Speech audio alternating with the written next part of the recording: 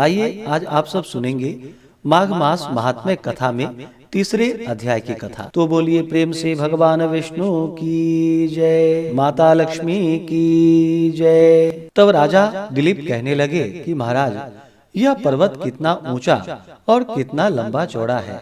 तब वशिष्ठ जी कहने लगे कि 36 योजन, 1 योजन 4 कोस का होता है ऊंचा, ऊपर चोटी में 10 योजन चौड़ा और नीचे 16 योजन चौड़ा है, जो हरी चंदन, आम, मदार, देवदार और अर्जुन के वृक्षों से सुशोभित है। दुर्भिक्ष से भी दुखी होकर इस पर्वत को फल और फूलों से परिपूर्ण देखकर भृगु वही रहने लगे और यहाँ पर कंदराओं, वनों और उपवनों में बहुत दिनों तक तप करते रहे। इस प्रकार जब भृगु ऋषि वहां पर अपने आश्रम पर रह रहे थे तो एक विद्याधर अपनी पत्नी सहित वहां पर उतरा।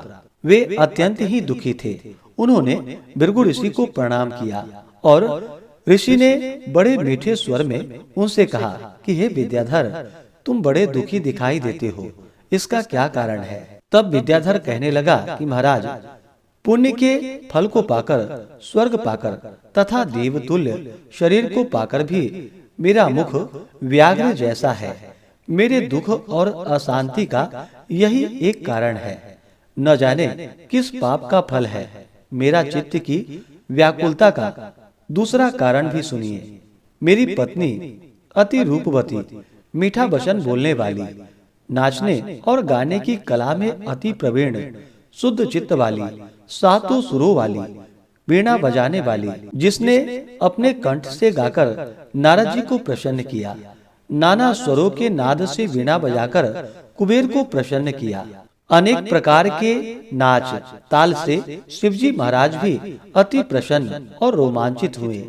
शील, उदारता, रूप तथा यौवन में स्वर्ग की कोई अप्सरा भी इन जैसी नहीं है। कहाँ ऐसी चंद्रमुखी स्त्री और कहाँ मैं व्याघ्र मुख वाला। यही चिंता सदैव मेरे हृदय को जलाती है। विद्याधर के ऐसे वचन को सुनकर तीनों लोकों की भूत, भविष्य और वर्तमान की बात जानने वाले तथा दिव्य दृष्टि वाले ऋषि कहने लगे कि हे विद्याधर, कर्म के विचित्र फलों को प्राप्त होकर ज्ञानी पुरुष भी मोह को प्राप्त हो जाता है।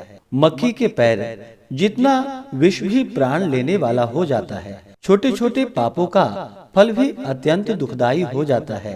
तुमने माघ मास की एकादशी का व्रत करके द्वादशी न आने तक शरीर में तेल लगाया। इसी पाप कर्म से तुम व्याघ्र हुए।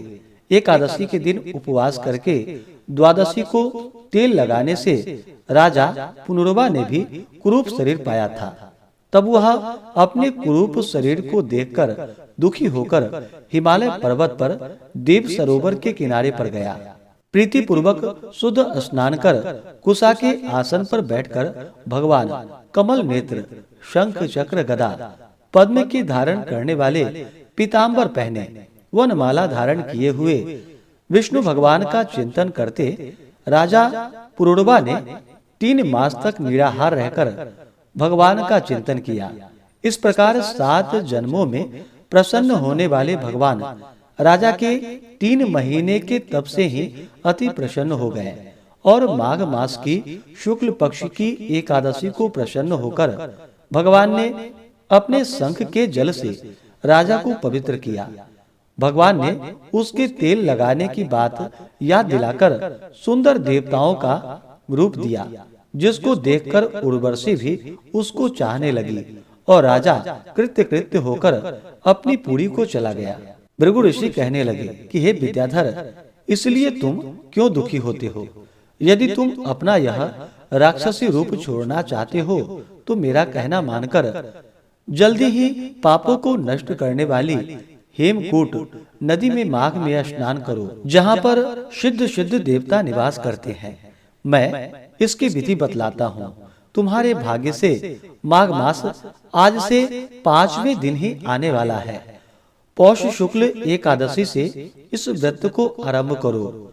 भूमि पर सोना, जितेंद्रिय रहकर दिन में 3 समय स्नान करके महीना भर निराहार रहो।